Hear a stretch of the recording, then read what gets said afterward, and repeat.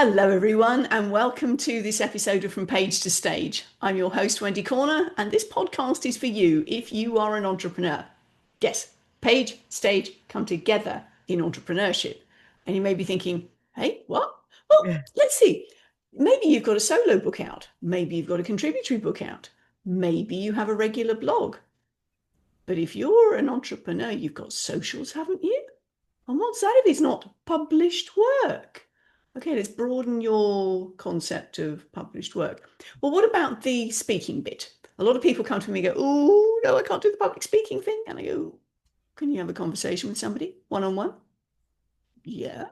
Then you can do a podcast. And yes, that is a stage, which is what we're doing today. So if you've got that secret saucy thing that you're working on and you're absolutely brilliant at it, and you know you are, but you can't get out there and tell people, let's have a conversation. Let's get you on the podcast and share your wisdom to the world. Now, today, oh my word, am I happy. I have got this beautiful lady in front of me, Mm, Vandana Puranik. Have I said that right? yeah, pretty close. Vandana, you got right. Puranik. Puranik, sorry. That's okay, but people say it all kinds of ways, so it's all good. It's a lovely name. And yes, it's not your average Joe Smith. So yes, I always like to get the name right. So thank you for correcting me. Now, I know a little bit about Wanderer, probably a little bit more than I know some of my guests. But Wanderer, you know yourself far better than I do. So give us a snapshot. Who is Wanderer? How you got to this place? Yeah, I thank you for that. That's a really lovely way of asking a question. So, I am a marketer and strategist by profession. Uh-huh. I did that for about 20, 25 years. I'm actually 25 to 30 years now. And I was I was seeing just one pattern emerge over and over again, and Okay. that was the lack of people being creative with their problem solving. And then I realized that if that's happening, what I'm seeing is oftentimes, the human capacity, the enormity of the human capacity to brilliantly solve the wrong problems. And so I'm on a quest to change that. It took me a bit of time to distill it down to that, but that's exactly what happens. And it happens for a few reasons, but I'm definitely on a quest to change that.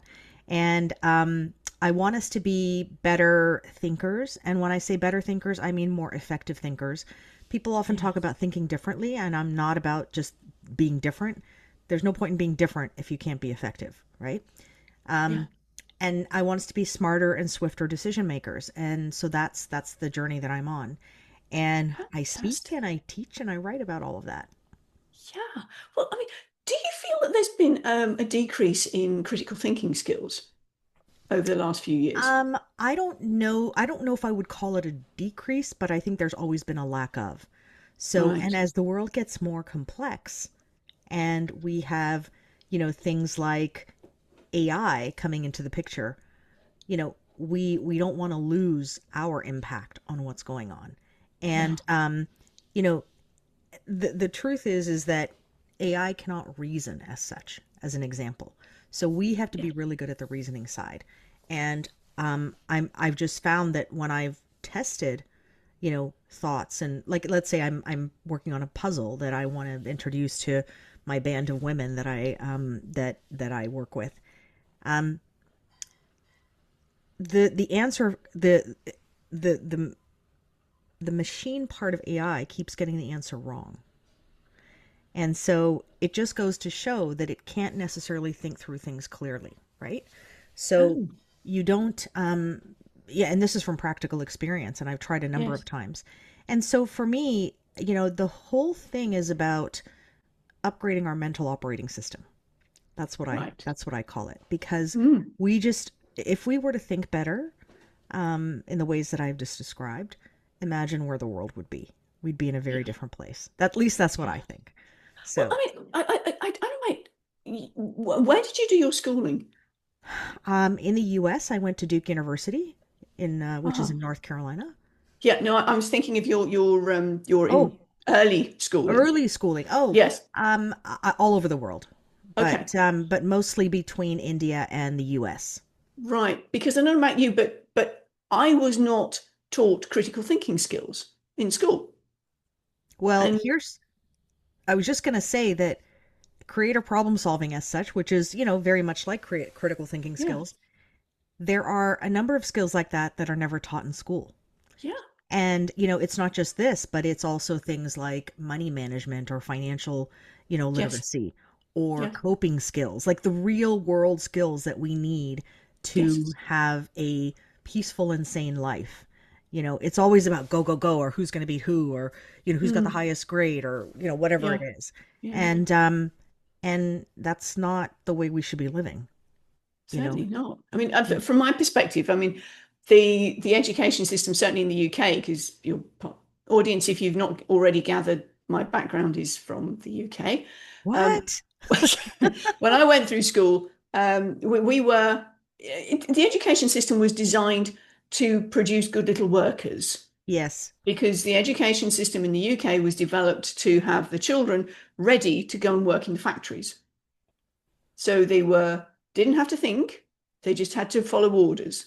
Yeah. And that's where I don't think the education system's moved on particularly. No, and it's interesting that you bring up the British education system because India was influenced quite a bit by the British Raj, right? Yeah. So you have so many of us going through that schooling come out with rote skills, right? Yes. Things that you've memorized and can repeat, and but I don't know about the thinking skills as much. Now, to get to higher education, you have to have thinking skills and be able to think through stuff. But Yeah. even then, even in the working world, so moving past schooling, that's where I really started to notice, like, what are people doing? Like, what are we, Yeah. what are we doing? So it's well beyond the school years. But if you never have the opportunity to learn those skills up front, then Yes. guess what? Very hard to learn them later. Yeah. Well, I mean, as you say now with the AI advent, I mean, both you and I are of a similar ilk in terms of our university training. We had to go and research for ourselves. Yeah. There was no Google. It Yeah. wasn't a case of type something in and out comes a response. You jolly well had to go looking for it. Yeah. And again, I'm assuming that these days university courses are teaching critical thinking in terms of critical analysis of papers. But that was all something that we had to learn. We did. We had to learn it. And I think even from a writing perspective, people think, oh, I'll just have AI write the book. Well, doesn't work that way, you know? And for me, writing should be, what is it called? It should be very revealing, like to you in terms of the experience. Like there should be so much that you learn and discover as you're going through, which is what I love. And so Yes. if somebody's just giving you something, it starts to reduce your cognitive ability, right? And so what's the point in that? Really? Like, I mean, there's some things that AI is great for, as an example, Yeah. or machine learning is great for, but I don't want it to sort of take over my brain, you know? No, no. So, Well, I mean, from my perspective on the writing side of it, I will give it a chunk of text and say, not training mode. This is just between you and me. And say, right, give me some feedback on this. And that will be almost like a mini editor. yeah, I'm not going to say, right, this is my points. Fill it out for me. no, not at all. And that's You don't dangerous. get your energy. You don't get your feel to it. Yeah. And I don't think that will ever be replaceable. I trust it won't ever be replaceable. I mean, I don't think so. Yeah. There are people who would argue with that, but Mhm. don't really care. For me, it's also what is the intention when an author comes to me and starts wanting to write a book with me. So I said, well, what's your intention? What's this book going to do for you? I mean, why you? Why this message? Why this audience? And why now? And if you can happily get clarity on those, then off we go. But if the intention is purely a credibility thing, an authority thing, then Hmm. the AI may come in handy. However, your story needs to be in there as well. Hmm. Hmm. And when I go through my story, there is nobody else that can feel what I felt Yes. to describe it, right? Yeah. It's this churning that happens within us Mm. that, that just gets lit up when we actually go through the thought process of explaining what we mean. Yes. And it's not always perfect, but that's why you have edits and that's why you have redos and rewrites Yeah. and all that kind of Yeah. stuff. So, Exactly. Exactly. yeah. Oh, lovely. Yeah. Thank you for sharing that with us. Now, so I want to take you back in time. Yeah. When did you first get the idea that you were good at this writing thing? I mean, we all started the mechanics of it roughly the same age, but when did you go, oh, I'm quite good at this? You know, I don't know that I ever felt 100% confident early on, but people kept telling me that I'm a really good writer. And it's just, I just took it with a grain of salt, thinking that, okay, lots of people are good writers. So what, Yeah. you know? But I had always thought and always, I don't know, dreamt is not the right word, but I always thought it'd be really cool to write a book, you know? Never, Yes. ever thought that I would be able to do it. Never. Because I'm like, oh my God, I don't have the patience to sit around and write, sitting by a window with my, you know, paper and pad and maybe my, Yeah. laptop or computer, whatever it is, and, do that for days and days and days on end like a hermit. That's the impression that I had in Impression. my head, Yes. right? Yeah. Um, but it doesn't have to be that way. And I just had the wrong impression. And so, Hmm. so the idea of writing, like I love to write. Hmm. Um, and I have a feeling a lot of people love to write more than they admit. I really do. Yeah. Because the one thing is that when you've done it, the creativity that you see coming out of you and what you display is amazing. It's just beautiful. So I suspect that there's a lot more people who are quite good writers who like to write and could improve as they write more and more. Yes. But when it really hit me was actually when I realized that we're brilliantly solving the wrong problems, and I've got to we've got to change the way we think. And it's not really just a message that I want the world to hear, but I really think it's a message that can improve all of us. And if and just writing about that aspect is really boring. So I put a lot of anecdotes and humor into my writing. Yes. And because you know what, it's got to be educational, but God, it's really got to be engaging. Gotta be fun. Otherwise, there's no point. So, Yeah. um, so for me, it really came to head at that point when I started speaking, and then I was like, I want to write too. And so I started speaking in 2021. No, I Okay. started writing in 2021. And I had the opportunity to be part of an anthology, which Right. went on to become a Wall Street Journal and USA Today bestseller. So awesome. And Mhm. and then I started to write my own books, and I was at that point I had just started speaking as well, like the next year. Excuse me. So this was, in the fall, and then in the spring I was starting to speak. And I just thought, oh yeah, I'm just going to try it. Like, what's the harm in trying, right? Yeah. So I went that route, and it was pretty good. Unfortunately, the film didn't turn out as well because just of Okay. quality of recording. But I realized that what, this is easy for me, and it was easy because I had spoken so often in the corporate world. So Well, I was going to ask you about that because you'd mentioned that you've got this lovely track record of being in the corporate world. So did you have presentations to do? Did you run lots, yeah, workshops, yeah. keynotes? What? Tell us about that. Yeah, so I had, we had to present business reviews, business plans. You had to defend, almost like defending your thesis. Yeah. You had the opportunity to, talk to people who had very different kinds of questions. So salespeople would have a different kind of question. The manufacturing Hmm. folks would be different. The designers would be different. So, and I worked a lot in consumer packaged goods. I worked in a lot of other industries too, but that's where I Right. got my footing. And I started my career, excuse me, I've still got a lingering cough, at Procter and Gamble. So when you go Okay. through Procter and Gamble, it's very you're taught very, I think, I don't want to say rigid, but very clear, specific, um, traditionally successful skills, Okay. and it is, I mean, you just follow those skills and you can't go wrong, kind of thing. Yeah. Formulaic. Yeah, very Mm. formulaic, but But then, you go on to work in the different parts of the world and you say, okay, well, here's how I can cross pollinate. And here's how I can, do a regression on the particular topic, regression analysis. Or here's how I can completely change the picture if I get people to visualize certain things. So Yes. all of these skills you gain as you go through the working world. And I did consulting, I did freelancing, I did corporate. I'll still do projects. There's no question. And for me, it really shapes or shaped the way I look at things. And I'm so grateful to have had all those experiences and such a Mm. variety. I also get bored really quickly. So it was really nice to have the variety. But that really had a big influence on me in terms of speaking.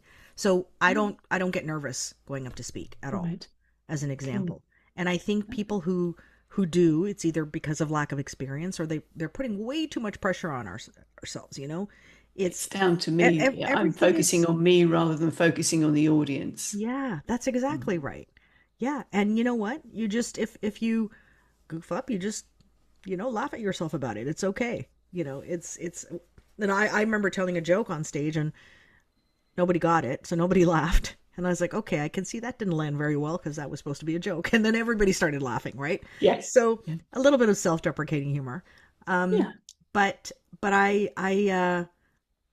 think learning how to orate is really quite a big skill that people should know because it's a wonderful way to get your point across.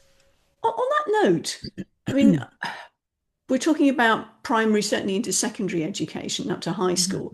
Mhm. I know that Americans and also Canadians have class presentations they have to do as part of their curriculum. Yeah. That was never, in my experience, going through school in the UK. Hmm. And I've spoken to a number of people who've said that they had a poor experience going through school with these class presentations. They were a little bit nervous and they fluffed it and they were teased and they were shut down and they were Yeah. blah, blah, blah. And that's really put them off wanting to ever do it again. I Yeah. mean, did you have to do that in school? I did. I had to do it in school and it was incredibly nerve-wracking. I also had to do it in another language. So English is my third out of six. So, I'm sorry. So English is your third out of six. yeah, third that I've Audience, either. excuse me, this is a little side note. Tell me which ones you've got. So I learned to speak my mother tongue, which is Marathi, which is one of the languages of India. And Mahati, India yeah. has 500 languages, sorry, 20 languages and about 500 dialects. So that's the one I learned first because that's what I spoke growing up. And then we moved to the US and I learned English. No, sorry, I learned Spanish because we had Spanish neighbors Okay. and Spanish speaking neighbors. And then I learned English because that's when I went to school. And then I learned Hindi, which is from watching Indian movies. Yep. And also then I went back to India to study in seventh grade. It's something I just really wanted to do. Hmm. And then I came back, and in high school in the US, I studied French, which is Parisian French, not Quebecois French. Hmm. Um, so more puristic French. And then in university, because I was a chemistry major, we either had to take German or Russian, and I took German. So, and the I reason, did. I don't see the connection. yeah, I know most people don't. It's because a lot of the terms, I think there's a loose connection, but a lot of the terms that we use in chemistry and biochemistry are derived from Russian and German words. Okay. So that's why I think it's just to broaden sort of, your liberal arts side as opposed to just being Right. scientific. Yeah. So I So think there's a did you do you did the Russian or the German? German. German. Right. Yeah. Now I haven't used a lot of those, regularly. I mean, I use my English or my mother tongue a lot, but Uh-huh. you know, and I use French a lot because I happen to live in Toronto now, and Right. everything has to be bilingual, right? Yes. So I use that a lot. But thank God I studied, French and not Spanish like everybody else was doing. I grew up in South Florida. So everybody was, with all the, immigration coming through, Yeah. everybody's like, no, I got to learn Spanish. And I think if I was living down there, I may have, felt like, oh my God, I should have taken Spanish. But Yeah. having moved up to Canada, I thought like, wow, somebody was guiding me there, So yeah, so it worked out well. 6 languages, my deep respect, deep respect. Most of the friends I have in Asia are polyglots. Yeah, So, I think when you grow up in an Asian country specifically, I think you need to be. Like, yes, I mean, in India, you would never get by with knowing just one language. You would have to know yeah, three.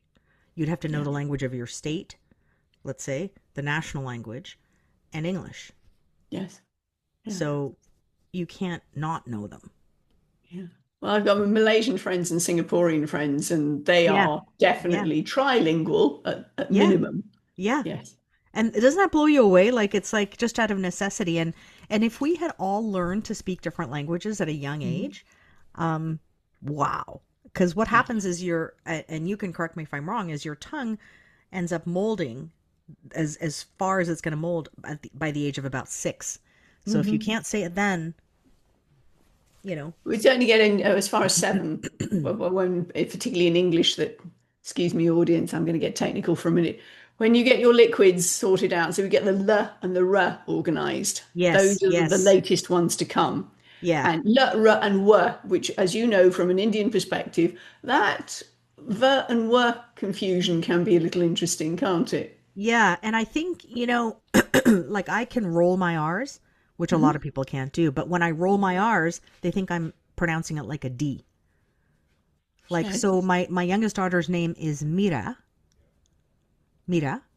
and Hmm. but everybody thinks I'm saying Mida. Do you hear the difference or not? Okay. Just about. Okay. Yeah.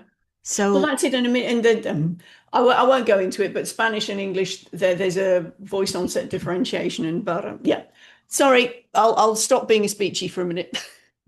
I love it. But yes, I mean, I'm a word nerd as well. So I love looking at the different etiologies and where things, sorry, etymologies and where things have come from. But the funnest thing that I've experienced is lost in translation between English native speakers. I've experienced making a Afro-Caribbean American gentleman blush on a podcast because Oh, I've I done the said something. same. Not on a podcast, but in public for sure. I know. One And of I them go, being my husband. Ah, oh, I've said something that this is a family show. And I go, okay. What I said is perfectly within rights as a family comment in the UK, but clearly not in America. I yeah. had to explain it. But Yeah. yeah. Yeah. Cool. Anyway, we were going back to the fact that in class presentations, so you had to do one which was in your third language. Yes. How did that go? Um, well, I had to do one in my native tongue, which is all great, but if you don't know how to read and write it as well as you know how to speak it, that becomes challenging, right? So Yes. there's three aspects of the language.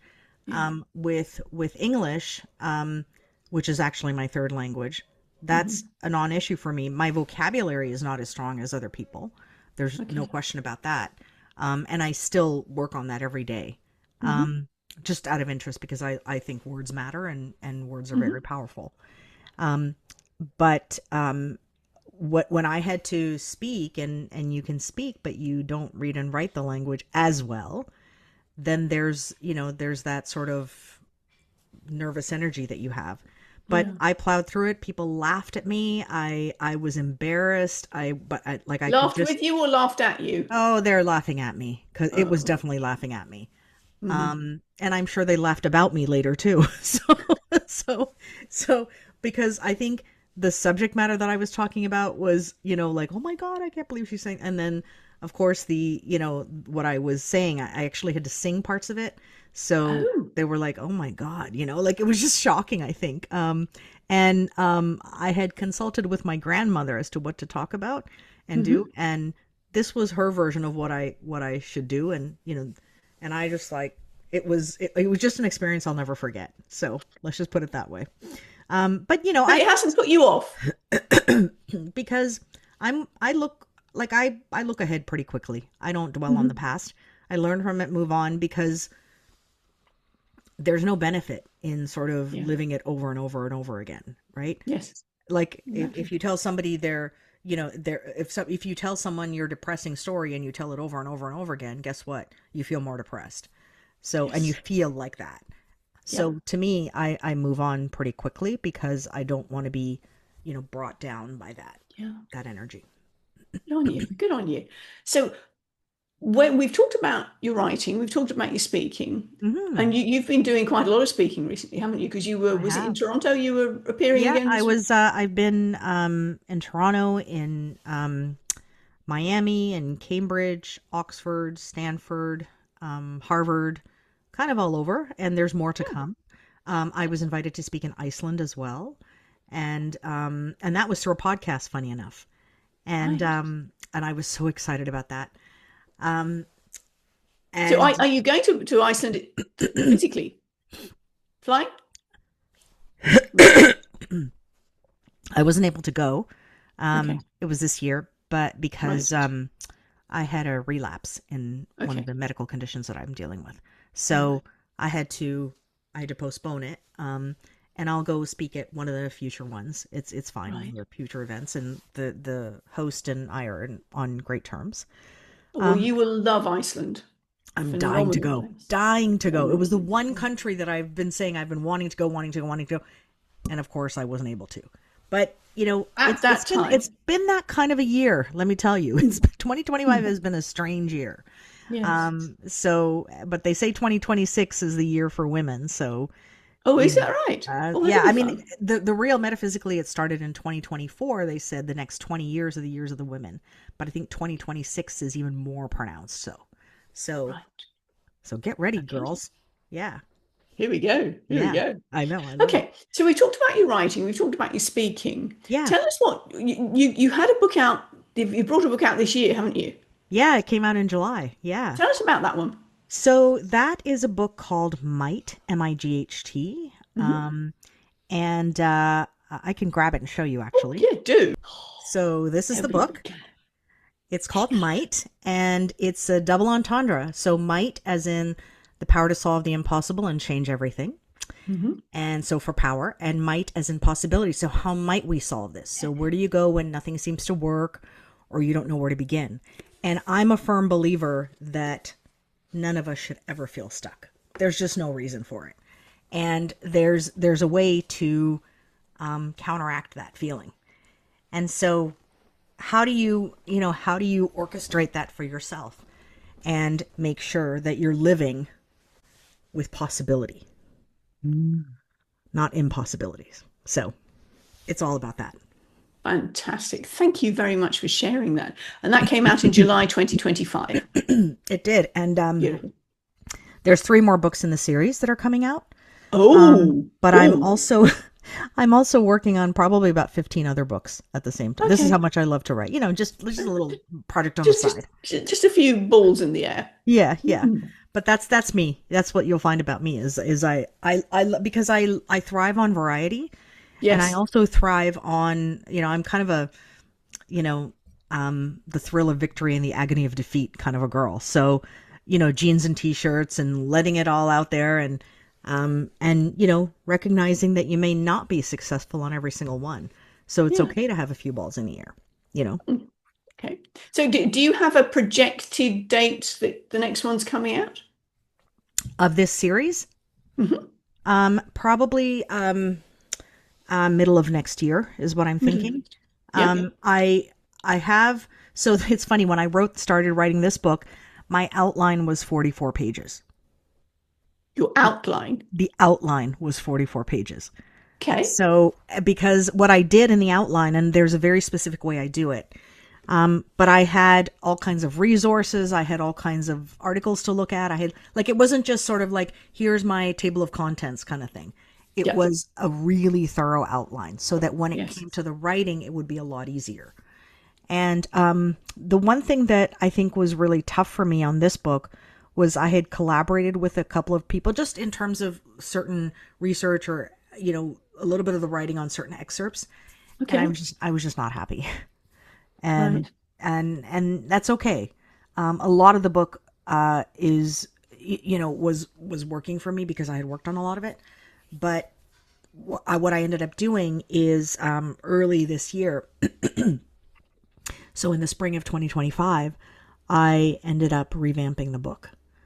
And Sorry, say that last bit again. I ended up revamping the book. So I ended up, Okay, you know, right. changing not the outline, not the table of contents, nothing like that, but just the way things were written and the examples that I used.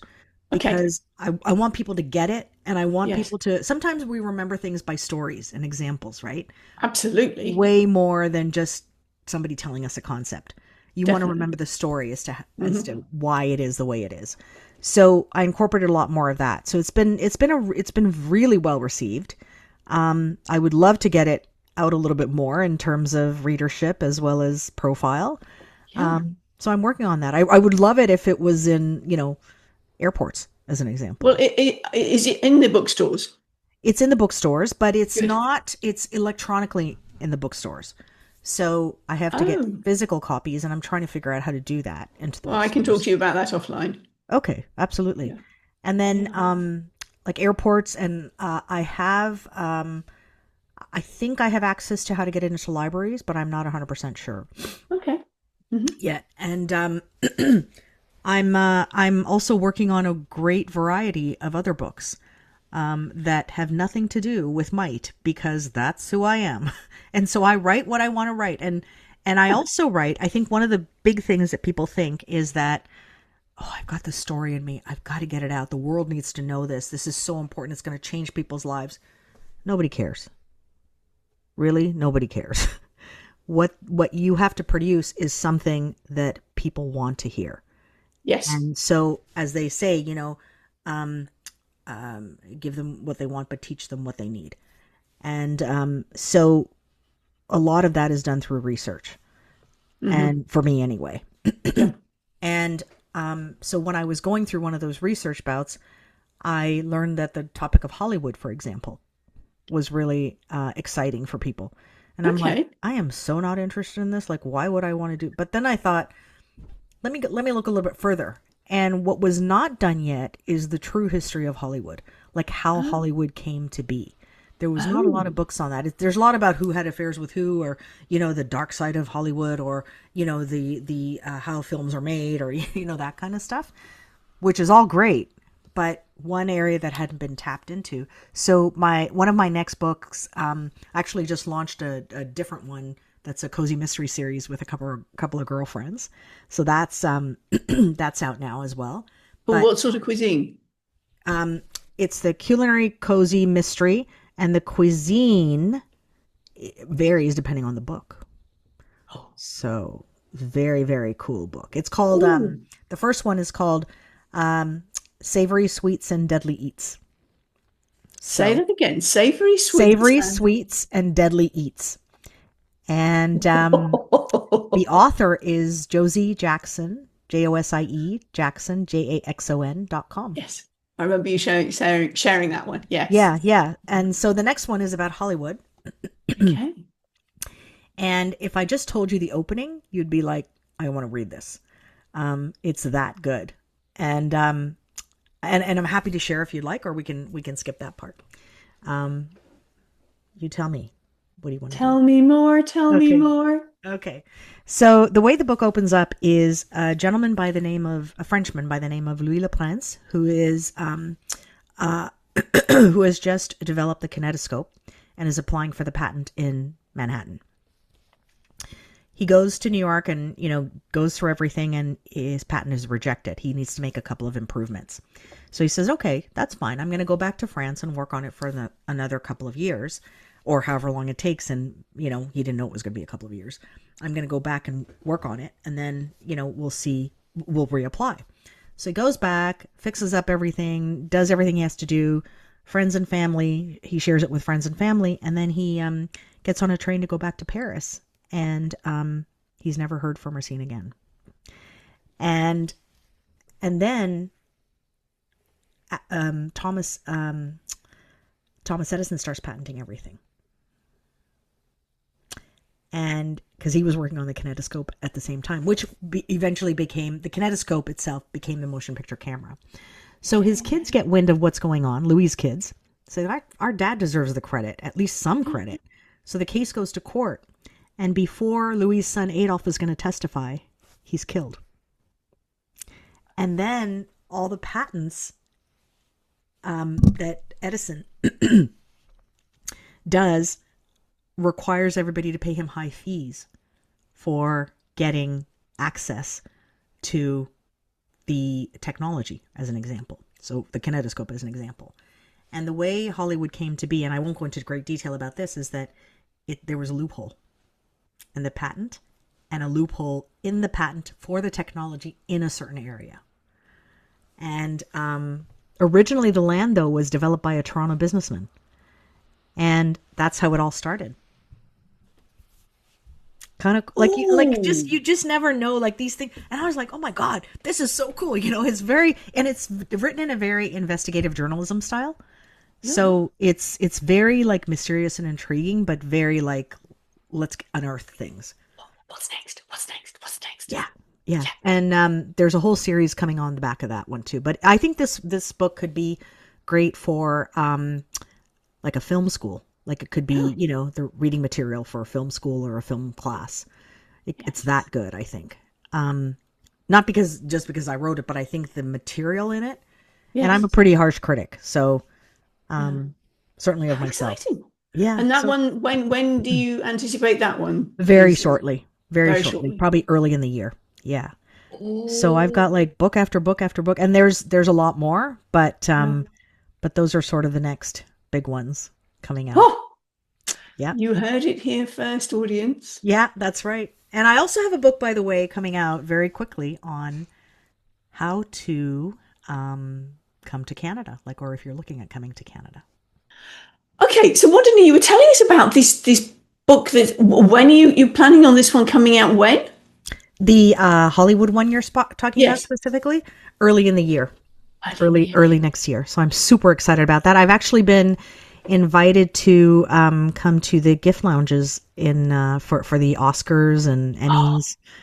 Yeah. Well, that's a perfect place, isn't it? Yeah. And you know what? It's funny because the book hasn't even been published and I've been invited. So it's just people hearing my story. Yes. And my story is we haven't talked about my story, but it's a little unusual. Let's just say that. Audience, are you getting the importance of this? The more you share your story, your origin story, and the reason why you're doing what you're doing, the more people go, oh, people will buy the why before they buy the what. Hold on to that thought. People will buy your why before they buy your what. So it really is important that you do share. Love that. Even though it may make you uncomfortable. And yes, it's a risky thing because you risk the rejection. But the more you tell your story in a way that's not re-traumatizing you, and this is something that if you're feeling a bit ambivalent about it, give me a shout because I can work with you in terms of languaging it so that you don't feel re-traumatized. Mm-hmm. Okay. Very good. Oh, Vandana, I'm so excited. Your 2026 is just going to be electric. Yeah. At least with books. Yeah. And speaking, hopefully. So yeah. So now I've, kind of, people ask me to speak a lot, which I love. I do summits. I don't do as many anymore. Okay. But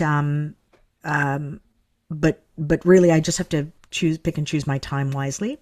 Yes. I do a lot of podcasts because I love being on podcasts. And I don't know, with a podcast, it's really nice because it's a conversation, right? Yes. And that's what I really love about it. I don't want it to be all one-sided and just about me speaking. And, it's just fun to have a conversation in my mind. Absolutely. Yeah. I should do a talk show. I could totally do a talk show. I would love that. Okay. Any radio producers watching? Yeah, that's right. You heard it here. Yeah, hit me up. So we've talked about you speaking, we've talked about you writing, and those have come basically in tandem, haven't they? In terms of your visible writing and speaking. Yeah. With and you've got Might out, and you've got all these other, and the culinary book, that's a collaboration, isn't it?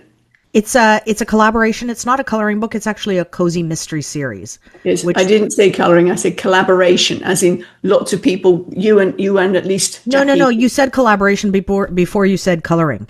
So I didn't say coloring. Okay. I You have did to culinary. culinary. That's what it is. Okay. That's what I misunderstood. I'm telling you, I got to get better with accents. Actually, I'm pretty good. But, I so, need to okay. make it clearer. Yes. So getting back.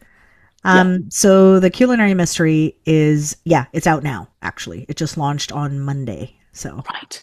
it's out. And then those each, that series will be launching like every couple of months. There will be a new book.